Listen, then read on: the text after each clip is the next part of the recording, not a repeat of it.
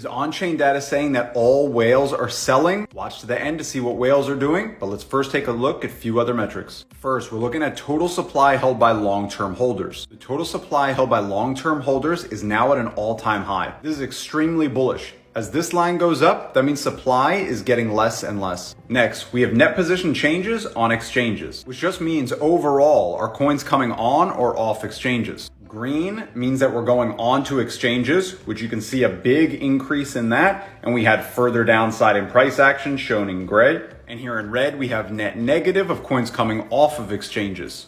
The more coins are coming off of exchanges, the more our price action goes up. And in the past few days, the coins coming off have only increased. And finally, we have our wallet sizes. Now we'll keep this simple. Gray is price action. Green, gold, and blue are wallet sizes underneath 10 Bitcoin, which shows that smaller wallets are continuing to accumulate at a rapid pace, while purple cuts out all the smaller wallets and just focuses on 10 Bitcoin or greater. While this also shows a slight uptrend with the latest mark being an uptick. And these are our biggest wallet sizes, with purple being our absolute biggest whales. With the exception of green, which includes 1,000 coins or more, the other two are still indicating a general uptrend, with the latest selling seeming to have stopped. Most of these metrics are still generally bullish, and our technical analysis is still holding key supports. Keep up with the on-chain data, follow for more.